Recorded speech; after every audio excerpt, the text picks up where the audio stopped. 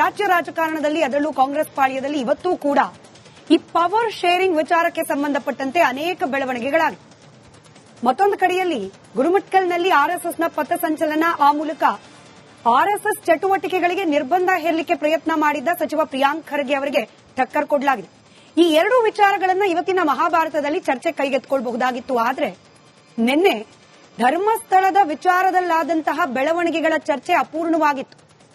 ಈ ಪ್ರಕರಣದಲ್ಲಿ ಹೇಗೆ ಇದಕ್ಕೊಂದು ಕೇಸ್ ದಾಖಲಾಗಬೇಕು ಅಂತ ಹೇಳಿ ದೆಹಲಿ ತನಕ ಹೋದವರೇನೆ ಯೂ ಟರ್ನ್ ಹೊಡೆದಿದ್ದಾರೆ ಅನ್ನೋದ್ರ ಚರ್ಚೆ ಅರ್ಧಕ್ಕೆ ನಿಂತು ಹೋಗಿತ್ತು. ಹೀಗಾಗಿ ಯಾವುದೇ ವಿಚಾರ ಕೈಗೆತ್ಕೊಂಡ್ರೂ ಕೂಡ ಅದು ಹೋರಾಟವೇ ಆಗಿರಬಹುದು ಅಥವಾ ಚರ್ಚಾ ಕಾರ್ಯಕ್ರಮವೇ ಆಗಿರಬಹುದು, ಅರ್ಧಕ್ಕೆ ಕೈ ಬಿಡುವ ಪ್ರಯತ್ನಗಳಾಗಬಾರದು, ಮಿಷನ್ ಕಂಪ್ಲೀಟ್ ಆಗಬೇಕು ಅನ್ನೋ ಕಾರಣಕ್ಕೆ ಇವತ್ತಿನ ಮಹಾಭಾರತ ಕಾರ್ಯಕ್ರಮದಲ್ಲೂ ಕೂಡ ಧರ್ಮಸ್ಥಳ, ಈ ಷಡ್ಯಂತ್ರಿಗಳ ಗುಂಪು, ಅವರು ತೆಗೆದುಕೊಂಡಿರುವ ಯೂ ಟರ್ನ್, ಮುಂದಾಗಬಹುದಾದ ಪರಿಣಾಮಗಳ ಬಗ್ಗೆನೇ ಚರ್ಚೆ ಮಾಡುವ ಪ್ರಯತ್ನ. ಚರ್ಚೆಯಲ್ಲಿ ಬಿಜೆಪಿ ವಕ್ತಾರರಾದ ಮೋಹನ್ ವಿಶ್ವ ಅವರಿದ್ದಾರೆ, ಪತ್ರಕರ್ತರು ವಸಂತ್ ಗಿಳಿಯಾರ್ ಅವರಿದ್ದಾರೆ, ಸಾಮಾಜಿಕ ಹೋರಾಟಗಾರರಾದ ರಾಬರ್ಟ್ ರೊಜೋರಿಯಾ ಅವರು ಜಾಯಿನ್ ಆಗಿದ್ದಾರೆ. ಹಾಗೆ ಬಹಳ ಪ್ರಮುಖವಾಗಿ ಮೊಟ್ಟ ಮೊದಲ ಬಾರಿಗೆ ಮಹಾಭಾರತ ಚರ್ಚಾ ಕಾರ್ಯಕ್ರಮದಲ್ಲಿ ಲಾಯರ್ ಜಗದೀಶ್ ಅವರು ಜಾಯಿನ್ ಆಗಿದ್ದಾರೆ. ನಮಸ್ಕಾರ, ಎಲ್ಲರಿಗೂ ಕಾರ್ಯಕ್ರಮಕ್ಕೆ ಸ್ವಾಗತ. ಜಗದೀಶ್ ಅವರೇ, ಈ ಯೂ ಟರ್ನ್ ಅನ್ನೋ ಪದವನ್ನ ಕೇವಲ ನಾವೀಗ ಈ ಬುರುಡೆ ಗ್ಯಾಂಗು, ಬಿ ಟೀಮು ಅಥವಾ ಹೋರಾಟಗಾರರು ಇವ್ರ ವಿಚಾರದಲ್ಲಿ ಮಾತ್ರ ಹೇಳಲಿಕ್ಕೆ ಸಾಧ್ಯ ಅನ್ನೋದೊಂದು ಅನುಮಾನ. ಯಾಕಂದ್ರೆ ಯೂ ಟರ್ನ್ ನೀವು ತಗೊಂಡ್ಬಿಟ್ರಿ, ನಿಮ್ಮ ವಿಡಿಯೋಗಳಲ್ಲಿ ಯಾರ ಪರವಾಗಿ ನೀವು ಮಾತನಾಡ್ತಾ ಇದ್ರಿ, ನಿಮ್ಮ ಹೋರಾಟಗಳಲ್ಲಿ ಯಾರ ಪರವಾಗಿ ನೀವು ನಿಲ್ತಾ ಇದ್ರಿ, ಅವ್ರನ್ನೇ ಈಗ ಪ್ರಶ್ನೆ ಮಾಡ್ತಿದ್ದೀರಿ. ಪ್ರಶ್ನೆ ಯಾರನ್ನ ಬೇಕಾದ್ರೆ ಮಾಡಬಹುದು, ಆಮೇಲೆ ಯಾರು ಪ್ರಶ್ನಾತೀತರಲ್ಲ ಅನ್ನೋದು ನನ್ನ ಒಂದು ನಂಬಿಕೆ. ರಾಬರ್ಟ್ ಸರ್, ನಿಮ್ಮ ಹೆಸರು ರಾಬರ್ಟ್ ಅಂತ ಹೇಳಿ ನಾನು ನಂಬಿದ್ದೀನಿ. ಪ್ರಶ್ನೆ ಕೇಳಿದ್ದು ಜಗದೀಶ್ ಅವರಿಗೆ. ಕಂಟಿನ್ಯೂ ಮಾಡಿ. ಆಯ್ತು, ಅದು ಆಡಿಯೋ ಸಮಸ್ಯೆ ಇದ್ರೆ ಅದನ್ನ ಸರಿಪಡಿಸ್ತಾರೆ. ಜಗದೀಶ್ ಅವರು ಮಾತಾಡ್ತಿದ್ದಾರೆ, ಕೇಳಿಸ್ಕೊ. ಇಲ್ಲ ಈ ವಿಚಾರ, ಈ ಒಂದು ಹತ್ಯಾಕಾಂಡ ವಿಚಾರ ಪಬ್ಲಿಕ್ ಡಿಬೇಟ್ಗೆ ಬಂದಾಗ I think it was advocate Dhananjaya ನಮ್ಮೆಲ್ಲರನ್ನು ಆಕರ್ಷಣೆ ಮಾಡಿದ್ದು. And definitely we thought, being a supreme court advocate, ಅವರೊಂದು ವಿಚಾರ ಎತ್ಕೊಂಡಿದ್ದಾರೆ ಅಂತಂದ್ರೆ ಅದ್ರಲ್ಲಿ ಸತ್ಯ ಇರುತ್ತೆ ಅಂತ. And for the last 13 years this Soujanya ಪ್ರಕರಣ ನಡೀತಾ ಇದೆ. ನೋವರ್ ನನ್ಗೆ ಯಾರು I was not convinced, so I was not a part of it. ಇದೆಲ್ಲ ನಡ್ಕೊಂಡ್ ಬಂದಾಗ but when advocate Dhananjaya went to ಬೆಳ್ತಂಗಡಿಗೆ ಹೋಗಿ ನಾನು ಈ ಮೇಡ್ ಸ್ಟೇಟ್ಮೆಂಟ್, ಈ got this Bhima there, so ನಮ್ಗೆಲ್ಲ ಸರಿ ಅನ್ನಿಸ್ತು. ಬಟ್ ಸಡನ್ಲಿ ಧನಂಜಯ ಡಿಸಪಿಯರ್ ಆಗಿದ್ದಾರೆ. ಅಂಡ್ ಯಾವ ಭೀಮನನ್ನ ಕರ್ಕೊಂಡ್ಬಂದು ಇವರು ಅಲ್ಲಿ ಏನೋ ಹೇಳಿಕೆ ಕೊಟ್ಟು ಐ ಥಿಂಕ್ ಜಡ್ಜ್ ಮುಂದೆ ಸ್ವಾಯಿಚ್ಛೆ ಹೇಳಿಕೆನ ಮಾಡಿಸಿ ನಮ್ಮೆಲ್ಲರಿಗೂ ಅದೇ ದೇರ್ ಸಮಥಿಂಗ್ ಬಿಗ್ ಅಂತ ತೋರಿಸಿದ್ರು. ನಾವು ಈಸ್ ಬಿನ್ ಅರೆಸ್ಟೆಡ್. ಈಗ ಅವನನ್ನ ಬಿಡಿಸುವಂತ ಕಾರ್ಯಕ್ರಮ ಯಾರು ಮಾಡ್ತಾ ಇಲ್ಲ, neither Dhananjaya are the team. So ನಮ್ ಪ್ರಶ್ನೆ ಬಂದೇ ಬರುತ್ತಲ್ಲ. ಈ ಹೋರಾಟಗಾರ, ನಾನು ಎಲ್ರು ಅಂತ ಹೇಳ್ತಿಲ್ಲ, ಕೆಲ ಹೋರಾಟಗಾರರ ನಡೆ ಬಗ್ಗೆ ನಿಮಗೆ ಅನುಮಾನ ಶುರುವಾಗಿದೆಯಾ? 100%, no doubt about it.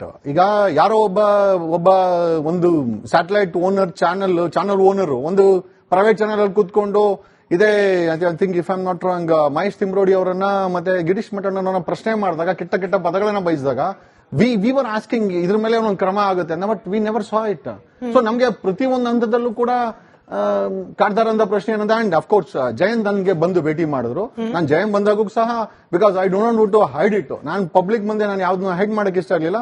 When Jayant met me, ನನ್ನನ್ನ ಜಯಂತ್ ನಮ್ಮ ಮನೇಲಿ ಭೇಟಿ ಮಾಡಿದ್ರು ಕೂಡ ನಾನು ಲೈವ್ ಮಾಡಿ ಜಯಂತ್ ಅವ್ರನ್ನ ಒಂದಷ್ಟು ಪ್ರಶ್ನೆಗಳನ್ನ ಕೇಳಿ ಸಮಾಜದ ಮುಂದೆ ಯಾಕೆಂತಂದ್ರೆ ನನ್ನನ್ನು ಅವ್ರು ಸೀಕ್ರೆಟ್ ಆಗಿ ಭೇಟಿ ಮಾಡಿದ್ದು ಅಥವಾ ನಾಳೆ ದಿವಸ ಯಾರೋ ಅದನ್ನ ಪ್ರಶ್ನೆ ತದ್ದು ಬೇಡ ಅಂತೇಳಿ I was maintaining in every aspect. ಈ ಧರ್ಮಸ್ಥಳದ ವಿಚಾರದಲ್ಲಿ ಅಥವಾ SIT ತನಿಖೆನಲ್ಲಿ ನನ್ನದೇ ಆದಂತಹ ಒಂದು ಪಾರದರ್ಶಕತೆನ ಕಂಡುಕೊಂಡಿದ್ದೀನಿ. ನಾನು ನೇರವಾಗಿ ಪ್ರಶ್ನೆ ಕೇಳ್ಬಿಡ್ತೀನಿ before I question other panelist. Thimarodi ಅವರ ಬಗ್ಗೆ, ಮಟ್ಟಣ್ಣನವರ ಅವರ ಬಗ್ಗೆ ನೀವು ಪ್ರಾರಂಭಿಕ ದಿನದಲ್ಲಿ ಏನ್ ಮಾತನಾಡ್ತಿದ್ರಿ, ಆಗಿದ್ದ ಒಪಿನಿಯನ್ಗೂ ಈಗ ನಿಮಗಿರುವ ಒಪಿನಿಯನ್ಗೂ ಬದಲಾವಣೆ ಆಗಿದೆಯಾ?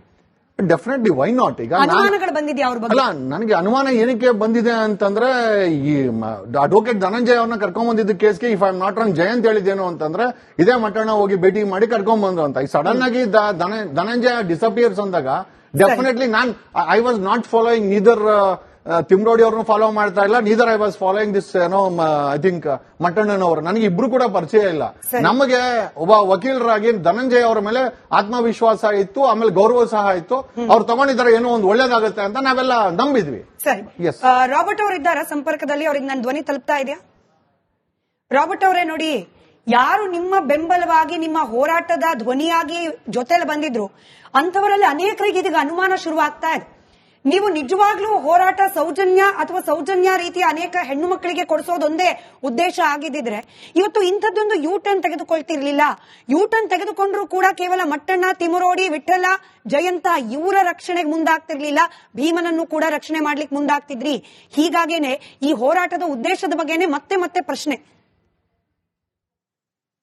ಹೋರಾಟದ ಬಗ್ಗೆ ಯಾರಿಗೆ ಪ್ರಶ್ನೆ, ಯಾರಿಗೆ ಅನುಮಾನ? ಈ ಪ್ಯಾನಲ್ ಜಗದೀಶ್ ಅವರಿಗೆ ಅನುಮಾನ ಇದೆ, ಕೆಲ ಜನರಿಗೂ ಇದೆ ಅನುಮಾನ. ಜಗದೀಶ್ ಅವರಿಗೆ ಅನುಮಾನ ಇರಲಿ, ಅನೇಕ ಜನರು ನಿನ್ನೆವರೆಗೆ ನಿಮ್ಗೂ ಇತ್ತು, ಇವತ್ತು ಅವರಿಗೆ ಒಬ್ರು ಜಾಸ್ತಿ ಆಗಿರ್ಬೋದು ನಿಮ್ಮ ಇದರಲ್ಲಿ ಇರ್ಲಿ. ಈಗ ವಿಷಯ ನೋಡಿ, ಈಗ ವಿಠಲಗೌಡ ಯಾರು? ಸೌಜನ್ಯನ ಸ್ವಂತ ಮಾವ, ತಾಯಿಯ ಅವರು ಕೇಳ್ತಿರುವುದ್ಯಾನು ಸೌಜನ್ಯ ಕೊಲೆಯಾಗಿ 13 ವರ್ಷ ಆಯ್ತು, ನ್ಯಾಯ ಸಿಕ್ಕಿಲ್ಲ ಅಂತ ಕೇಳಿದಾಗ ಅವರನ್ನೇ ಆರೋಪಿಯಾಗಿ ನಿಲ್ಲಿಸುವುದಂದ್ರೆ ಇದು ಯಾವ ನ್ಯಾಯ ಸ್ವಾಮಿ? ನನ್ನದೇ ಸೊಸೆ ಕೊಲೆಯಾಗಿದ್ದಾಳೆ, ಬರ್ಬರ್ ಅವ್ರಿಗೆ ಅತ್ಯಾಚಾರ ಆಗಿದ್ದಾಳೆ, ಯಾರ ಮೇಲೆ ಸುಳ್ಳು ಆಪಾದನೆ ಹಾಕಿದ್ದೇನೆ, ಅವನು ಕೂಡ ಬರಿಯಾಗಿದ್ದಾನೆ ಕೋರ್ಟ್ ಅಲ್ಲಿ, ನಿಜ ಆರೋಪಿ ಯಾರಂತ ಗೊತ್ತಿಲ್ಲ, ನ್ಯಾಯ ಕೊಡ್ಬೇಕಂತ ಕೇಳಿದ ವಿಠಲ್ ಗೌಡರನ್ನೇ ಆರೋಪಿಯಾಗಿ ನಿಲ್ಲಿಸಬೇಕು. ಇದನ್ನ ನೀವು ನ್ಯಾಯ ಅಂತ ಹೇಳುದಿದ್ರೆ ನಾನು ಏನ್ ಹೇಳಿ? ರಾಬರ್ಟ್ ಅವರೇ, ಮಿಕ್ಸ್ ಮಾಡಿ ಮಾತನಾಡಿದಾಗ ಜನ ಗೊಂದಲಕ್ಕೀಡಾಗ್ತಾರೆ ಅನ್ನೋ ಕಲ್ಪನೆಯಲ್ಲಿ ನೀವಿದ್ರೆ ಐ ಆಮ್ ರಿಯಲಿ ಸಾರಿ. ನಾನು ಕೇಳ್ತಾ ಇರೋದು SIT ತನಿಖೆ ವಿಚಾರ. ನೀವು ಸೌಜನ್ಯ ವಿಚಾರವನ್ನು ಯಾಕೆ ಡೆಲಿಬರೇಟ್ ಆಗಿ ಮಿಕ್ಸ್ ಮಾಡ್ತಿದ್ದೀರೋ, ನಿಮ್ಮ ಉದ್ದೇಶ ಏನು? ನಾನು ಮತ್ತೆ ಪ್ರಶ್ನೆ ಮಾಡ್ಬೇಕಾಗುತ್ತೆ. ನಾನು ಕೇಳಿದ್ದು, ರಕ್ಷಣೆ ನಿಜವಾಗ್ಲೂ ಕಾನೂನಾತ್ಮಕವಾಗಿ ಬೇಕು ಅಂತ ಅನಿಸದಿದ್ರೆ ಮೊದಲು ಭೀಮಂಗ್ ರಕ್ಷಣೆ ಕೊಡ್ಲಿಕ್ಕೆ ಮುಂದಾಗಬೇಕಾಗಿತ್ತು ಹೋರಾಟಗಾರರು. ಭೀಮನನ್ನ ಜೈಲಲ್ಲಿ ಕೊಳೆಯೋಕೆ ಬಿಟ್ಬಿಟ್ಟು ಈ 4 ಜನ ಮಾತ್ರ ನಮ್ಮನ್ನು ಅರೆಸ್ಟ್ ಮಾಡಬಾರ್ದು ಅಂತ ಹೇಳಿ ಕೋರ್ಟ್ ಮುಂದೆ ಹೋಗಿರೋದು ಪ್ರಶ್ನೆ ಮಾಡ್ತಾರೆ ಜನ. ನೋಡಿ, ಫಸ್ಟ್ ಆಗಿ ಸೌಜನ್ಯ ಹೆಸರು ತೆಗೆದ ಕೂಡಲೇ ನಿಮ್ಗೆ ಯಾಕೆ ಉರಿ ಶುರು ಆಗುತ್ತೆ ನನ್ಗೆ ಅರ್ಥ ಆಗಲ್ಲ. ಇದು ನಿಮ್ಮ ವೈಯಕ್ತಿಕ ಒಪಿನಿಯನ್, ಇದಕ್ಕೆ ನಾನು ಕಾಮೆಂಟೇ ಮಾಡೋದಿಲ್ಲ, ನೀವು ಮುಂದುವರಿಸಿ. ಮತ್ತೆ ನೋಡಿ, ಕಳೆದ 20 ವರ್ಷಗಳಲ್ಲಿ ನಡೆದ ಎಲ್ಲಾ ಕೊಲೆಗಳು ಹೋಗಿ ಸೌಜನ್ಯ ಕೂಡ ಅದರಲ್ಲಿ ಬರ್ತಾರೆ ಅಂತ ನಾನು ಭಾವಿಸಿದ್ದೇನೆ. ನಿಮ್ಗೆ ಹೇಗೆ ಭಿನ್ನವಾಗಿ ಅರ್ಥ ಆಗ್ತಾ ಇತ್ತು, ನನ್ಗೆ ಅರ್ಥ ಆಗ್ತಾ ಇಲ್ಲ. 20 ವರ್ಷ ಎಷ್ಟಾಗಿದೆ? ನಮ್ಮ ಇವರು ಉಗ್ರಪ್ಪ ಸಮಿತಿ ಹೇಳಿದೆ ಕನಿಷ್ಠ 100 ವರ್ಷಕ್ಕೆ, ಅಂದ್ರೆ 20 ವರ್ಷಕ್ಕೆ. ಹೈಕೋರ್ಟ್ ಅಥವಾ ಸುಪ್ರೀಂ ಕೋರ್ಟ್ಗೆ ರೀಇನ್ವೆಸ್ಟಿಗೇಷನ್ಗೆ ಅಪೀಲ್ ಆಗ್ಬೋದಾಗಿತ್ತು, ಪಿಟಿಷನ್ ಆಗ್ಬೋದಾಗಿತ್ತು, ಯಾರಿಗಾದ್ರೂ ಸಹಾಯ ಕೇಳಬಹುದಾಗಿತ್ತು. ಬೀದಿ ಹೋರಾಟ ಒಂದರಿಂದ ನ್ಯಾಯ ಸಿಗುತ್ತಾ ಸರ್ ಹೇಳಿ? ಅಲ್ಲಲ್ಲಿ ಯಾರು ಏನು ಮಾಡ್ಬೇಕು ಅವರವರ ನಿರ್ಧಾರ. ಯಾರು ಹೇಳ್ತಾರೆ ಸಿಂಪಲ್.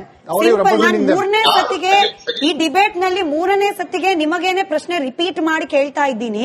ಕಾನೂನಾತ್ಮಕ ಪ್ರೊಟೆಕ್ಷನ್ ಕೇವಲ ಈ 4 ಜನರಿಗೆ ಮಾತ್ರ ಯಾಕೆ? ಭೀಮ, ನಿಮ್ಮೆಲ್ಲಾ ಹೋರಾಟಗಾರರ ಧ್ವನಿಯಾಗಿ ಬಂದಿದ್ದ ಭೀಮನಿಗೆ ಇಂಥದ್ದೊಂದು ಕಾನೂನಾತ್ಮಕ ರಕ್ಷಣೆ ಕೊಡಿಸಬೇಕು ಅಂತ ಹೇಳಿ ಹೋರಾಟಗಾರರಿಗೆ ಅನಿಸ್ಲಿಲ್ಲ ಯಾಕೆ? 3ನೇ ಸತಿ ಕೇಳ್ತಿದ್ದೀನಿ ಸರ್, 4ನೇ ಸತಿ ಕೇಳೋ ವ್ಯವಧಾನ ನನಗಿಲ್ಲ. ಈಗಲಾದ್ರೂ ಉತ್ತರ ಕೊಡ್ತೀರಿ ಅಂತ ನೀವು ಪ್ರಶ್ನೆ ಕೇಳ್ತೀರಾ, ಪ್ಯಾನಲ್ ಇರುವವರು ಮಧ್ಯದಲ್ಲಿ ಮಾತಾಡಿದ್ರೆ ಏನು ಮಾಡ್ಲಿ ನಾವು? ನಂದು ಸರ್ ಮ್ಯೂಟ್ ಮಾಡ್ತೀನಿ, ಉತ್ತರ ಕೊಡಿ. ನೀವು ಉತ್ತರ ಕೊಡ್ಬೇಕು. ನಿಮ್ಮ ಪ್ಯಾನಲಿಸ್ಟ್ ಅವರು ಯಾಕೆ ಮಧ್ಯ ಬಾಯಿ ಹಾಕೋದು? ಅವ್ರನ್ನ ತಡಿಬೇಕಲ್ವಾ ನೀವು? ಉತ್ತರ ಕೊಡಿ ಸರ್. ಇವಾಗ ಪ್ರಶ್ನೆ ಕೇಳ್ತೀರಾ, ಉತ್ತರ ಬೇಡವಾ? ಈಗ ಕೊಡಿ ಸರ್ ಉತ್ತರ. ಯಾಕೆ ಈಗ ಕೊಡಿ ಸರ್ ಉತ್ತರ. ಅಂತ ಹೇಳಿ ಮಧ್ಯದಲ್ಲಿ ಬಾಯಿ ಹಾಕಿದ್ರೆ ನಾನು ಉತ್ತರ ಕೊಡ್ತೇನೆ. ಕೊಡಿ ಉತ್ತರ. ಸರಿನಾ? ಈಗ ನೋಡಿ, ಇವಾಗ ಹೈಕೋರ್ಟ್ ಅಲ್ಲಿ ತನಿಖೆ ಆಗ್ತಾ ಇದೆನಾ? ಇವರು ಅರ್ಜಿ ಹಾಕಿ ಎಲ್ಲ ಬರುತ್ತೆ ಅದರಲ್ಲಿ. ಇವರು ಭೀಮನನ್ನು ಯಾಕೆ ನೀವು ಆರೋಪ ಮಾಡಿ ಅದು ಬರುತ್ತೆ. ಅದಕ್ಕೆ ನೀವು ಬೇರೆ ತಿಳ್ಕೊಳ್ಬೇಡಿ. ಅರ್ಜಿ ಹಾಕಿದವರು ಇವರು ಇರಬಹುದು. ಇಡೀ SIT ಹಳಿ ತಪ್ಪಿದೆ, FIR ಹಾಕಿ ಏನೇನೋ ಮಾಡ್ತಾ ಇದೆ. ಅದಕ್ಕೋಸ್ಕರ ಈಗ ರಿಲೀಫ್ ಸಿಗೋಗಿ ಎಲ್ರಿಗೂ ಸಿಗುತ್ತೆ, ಬರೀ 4 ಜನರಿಗಲ್ಲ, ಭೀಮನಿಗೂ ಸಿಗುತ್ತೆ, ಯಾರ್ಯಾರ ಮೇಲೆ ಸುಳ್ಳು ಕೇಸ್ ಹಾಕಿ ಫಿಟ್ ಮಾಡ್ಲಿಕ್ಕೆ ಪ್ರಯತ್ನ ಮಾಡಿ ಎಲ್ರಿಗೂ ಸಿಗುತ್ತೆ. ಹಾಗಾಗಿ ಆ ಬಗ್ಗೆ ನೀವು ಟೆನ್ಷನ್ ಮಾಡೋದು ಅಗತ್ಯ ಇಲ್ಲ, ಆ ಬಗ್ಗೆ ಮಿಸ್ಗೈಡ್ ಮಾಡುವ ಅಗತ್ಯನೂ ಇಲ್ಲ. ಆಯ್ತು ವಸಂತ್ ಗಿಳಿಯಾರ್ ಅವರೇ, ನನಗೆ ಗೊತ್ತಿಲ್ಲ, ಇದನ್ನ ಜನಕ್ಕೆ ಬಿಟ್ಬಿಡ್ತೀನಿ, ಇವರ ವಾದವನ್ನ ಒಪ್ಬೇಕಾ ಬಿಡ್ಬೇಕಾ ಅನ್ನೋದು.